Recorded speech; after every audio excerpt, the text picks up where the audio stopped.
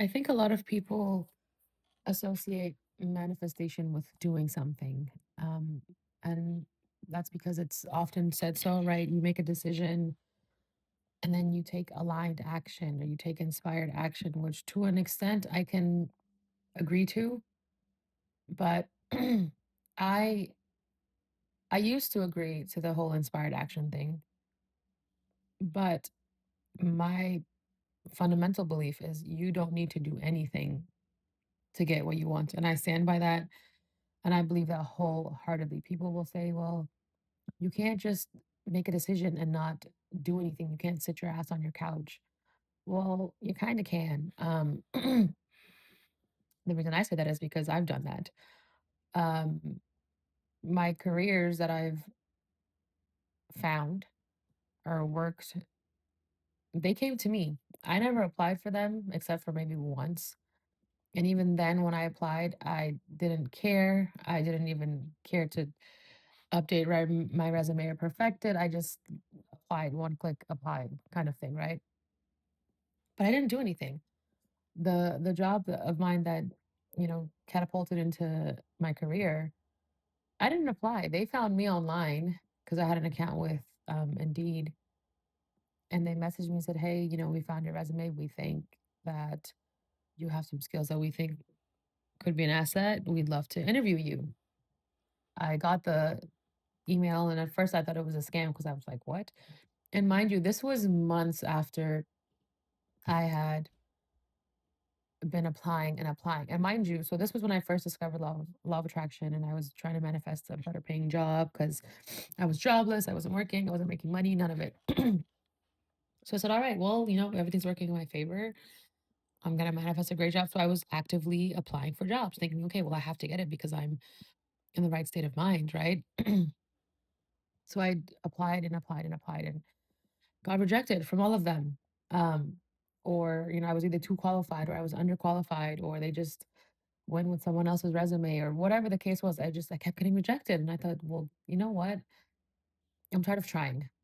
I'm going to take a break from this and, we'll return to it at a later time. So I stopped applying. And then I think maybe a month later, I was at school at that point. I was focused on my studies and just enjoying, all this newness because at that point I had really missed school and I went back to school for law. So I was enjoying that. And I I guess, decided at some point that I was watching the show Suits, and it really inspired me to go back into the legal field. Well, go into the legal field. And so I was like, okay, yeah, I'm gonna work at a law firm. I'm gonna be a paralegal, and I'm gonna do this and that. And I would just do quick visualizations. I would just see myself walking around the law firm in, like proper attire, using legal terminology that's used around the office. And they were short. They weren't long, elaborate, theatrical visualizations. It wasn't anything that was over the top. I wasn't worried about what state I was being in or what identity I was choosing or what perspective, or if I was living it from the first person point of view or if I was just watching myself from the third. Like I had none of that. I just saw myself working. That's it. I didn't see anything else. And shortly after that, I got the email on Indeed saying, "Hey, we want to interview you." So again, at first I thought, "Wait, is this real?" But then I was like, "Nope, this is real." So I emailed them back, scheduled a interview, and went into the interview. And the interview was only a few minutes long, and most people would have told you, right? If the interview's not long, you're probably not getting it. They probably didn't like you, blah blah blah. Um, I walked out at first. I had my doubts, but I was like, "No, it doesn't matter. I'm working here." And then again, I was not hung up on the tense of the sentence or what I was saying or self-concept or any of that stuff. I just was like, "No, I'm working here. That's it." I got home an hour later. I received a call and they offered me the job, the position. And then, one thing led to the next, and that's how I started manifesting, like I said, my raises and my positions and promotions, all of it on like a 3-month basis. Like every 3 months, I was getting a raise and whatnot. So that's one example. Um, Another example is when I met the first SP. who again, prior to him, I was like actively looking and whatnot. And then most people will tell you you need to get out there, go out and meet people and go to a restaurant, go to a bar, go here, go there, whatever. But I had just broken things up with the some guy and I just was like, I don't even want to date anymore. I'm so over it.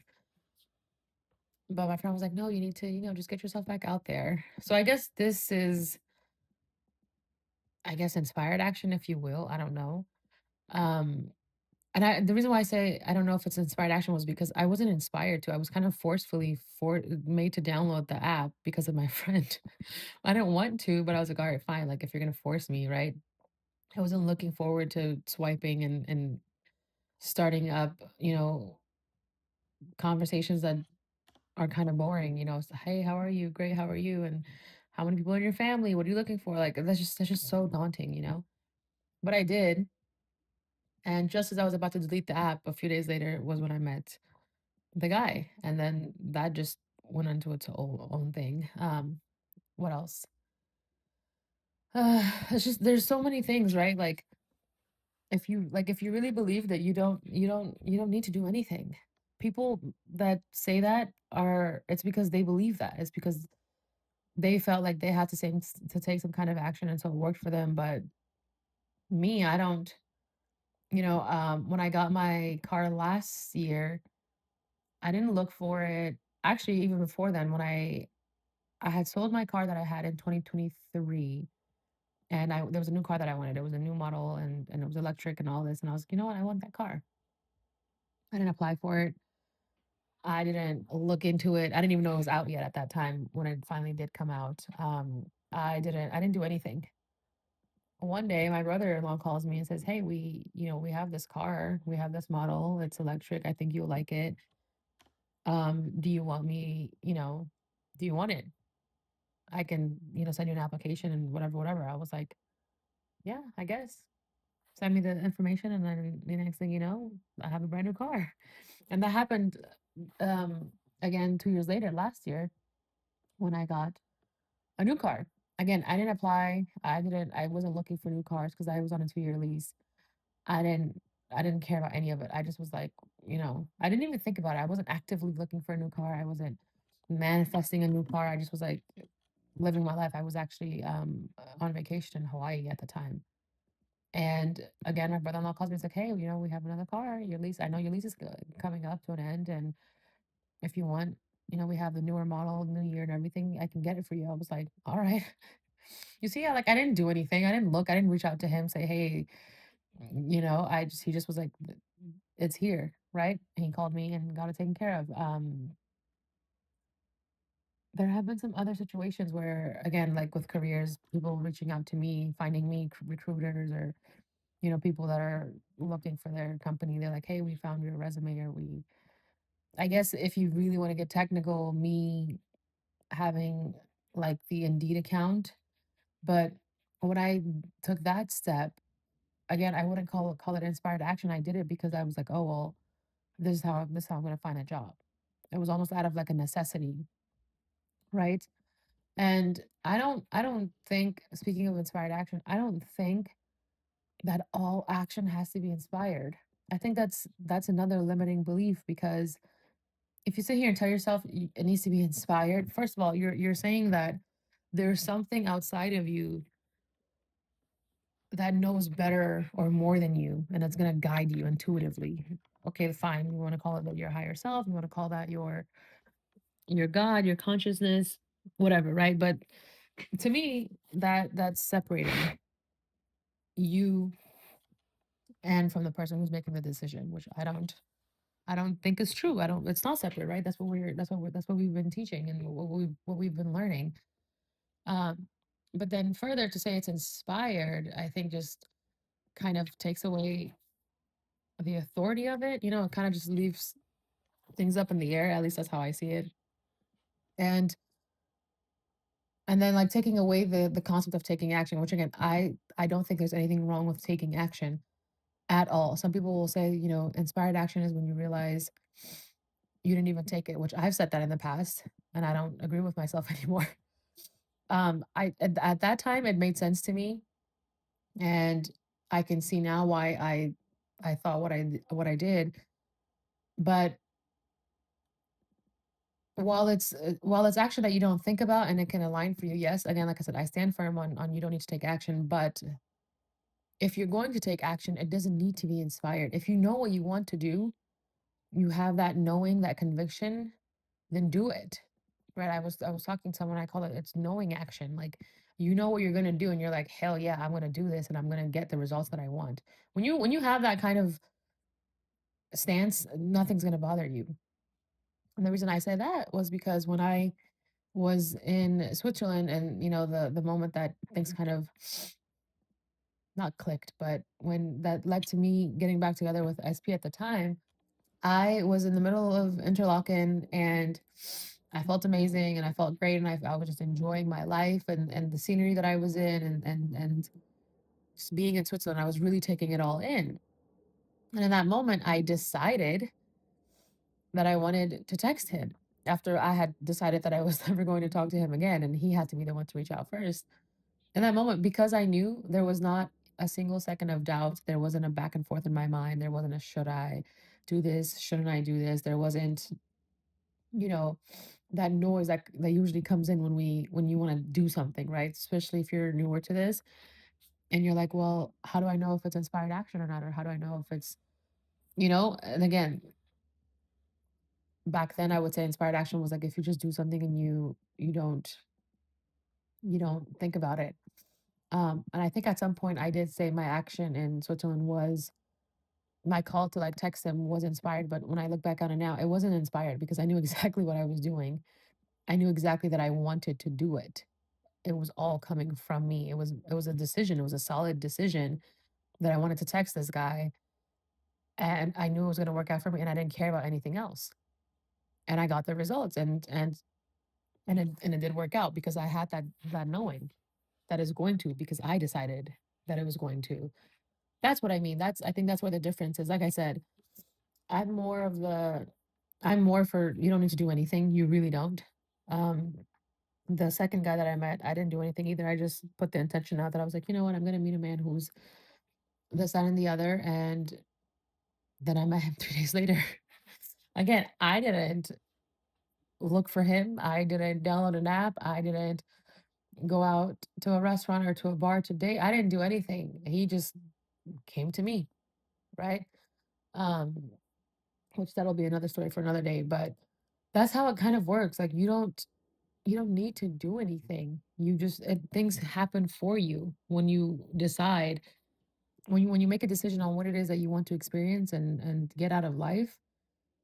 The rest just happens for you. If you decide that, like, you know what, I want to be successful and I want to have a job that pays me well, and you're not even specific about what kind of job you want, tomorrow you're going to be minding your business, probably at home, or if you're out getting groceries, you're running an errand, and all of a sudden you get a call from someone saying, hey, I work for this company. Like, it could be a friend, it could be someone completely new.